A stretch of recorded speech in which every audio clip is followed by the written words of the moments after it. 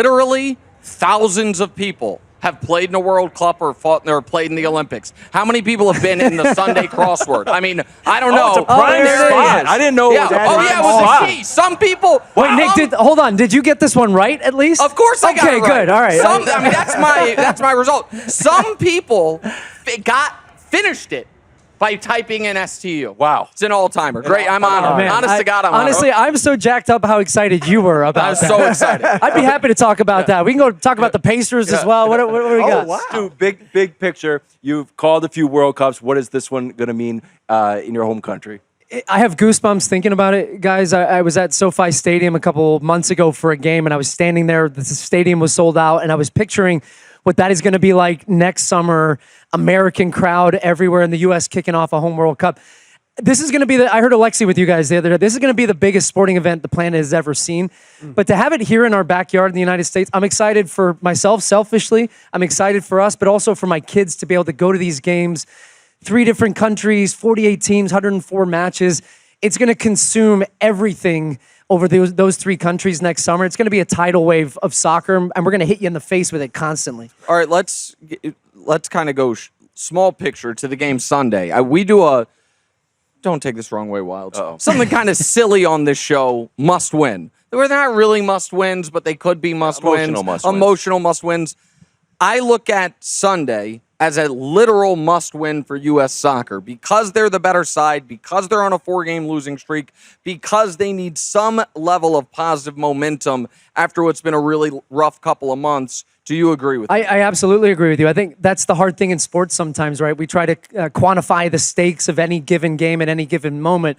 And the reality is if the U.S. lose this match against Trinidad on Sunday, it's not going to change realistically how they do next summer at the World Cup. But we've all been in sports a long time. One of the most underrated things, I think, is momentum and having a confidence as a team. Right now, this U.S. team, when they step on the field, I don't think they believe in themselves that they're as good as they probably are or their potential is.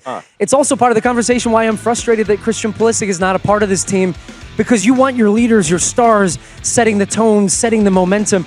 We're playing against a Trinidad and Tobago team that we beat consistently, although one high-profile loss I'm not going to talk about. If we lose on Sunday, it would be catastrophic in terms of how this team is feeling. And Pochettino is this big, high-profile coach.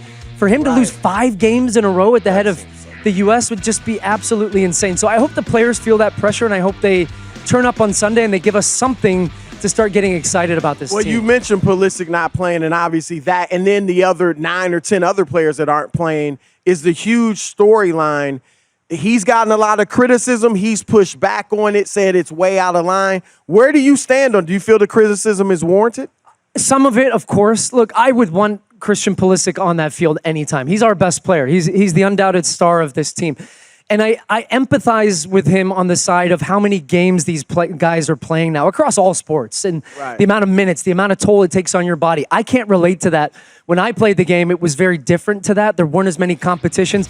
And he's playing at one of the biggest, most high-profile clubs in all of Europe and making a lot of money for doing that.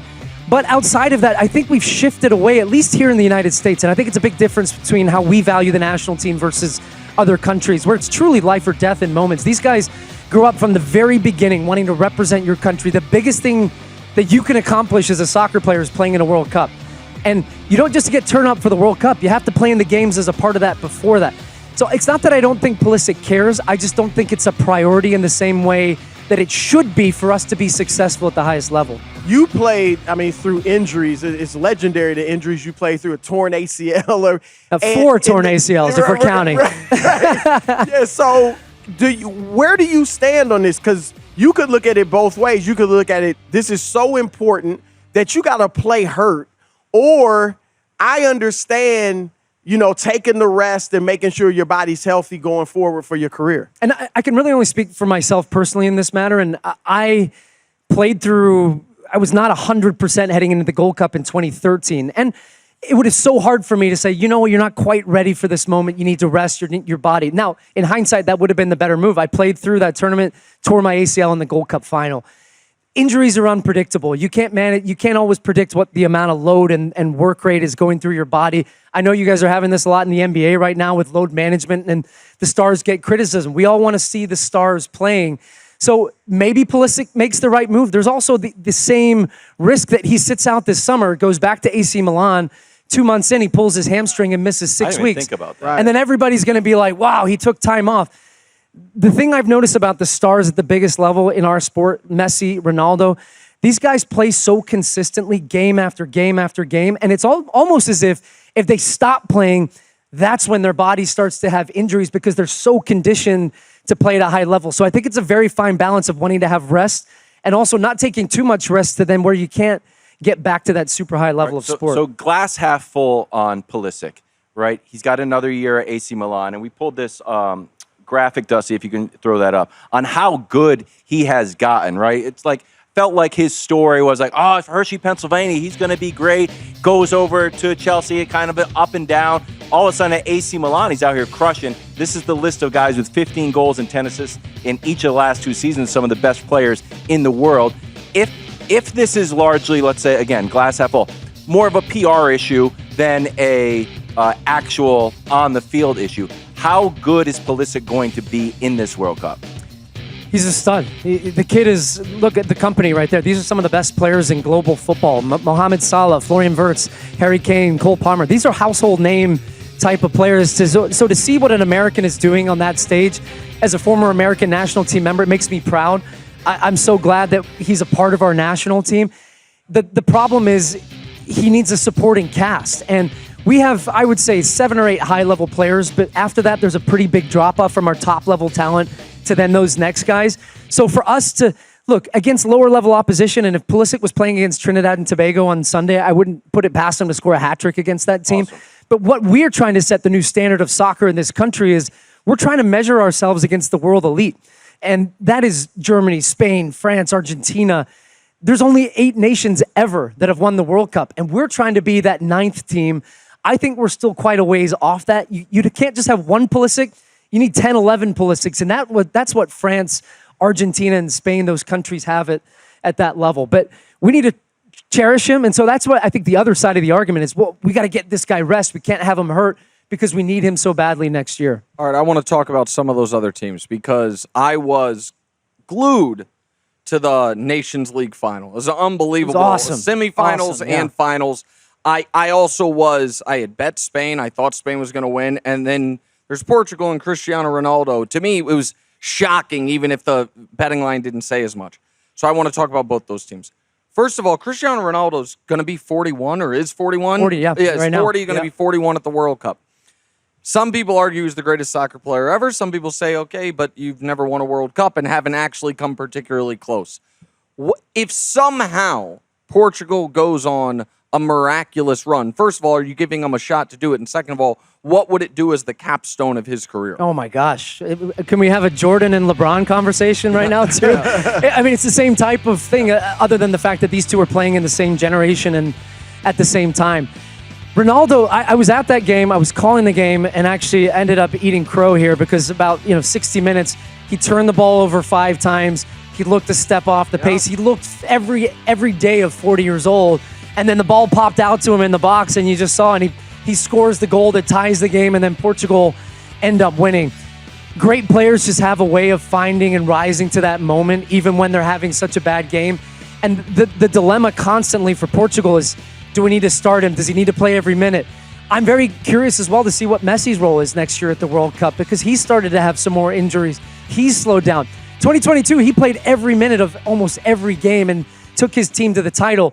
But as we know, it might not be fair, and the athletes might not think it's fair, but at the end of people's careers, we judge it on the titles they've won and what they've been able to achieve. I think it's fair. And for me, I think Messi is the greatest player of all time, and he had that crowning moment. He won the World Cup for his country. And so I think for Ronaldo to be considered the greatest player of all time, he has to win a World Cup. And if he does that at 40, then it pushes him ahead of Messi. And then I want to go to the other side of the game, which is Spain, which is inarguably one of the 3 most talented teams in the world, arguably the most talented, and they have a phenom in Yamal, who 17 Ridiculous. Trying to, in a year match Pele as a teenager, leading his team to a World Cup victory, which seemed incomprehensible before Pele and has been incomprehensible since then.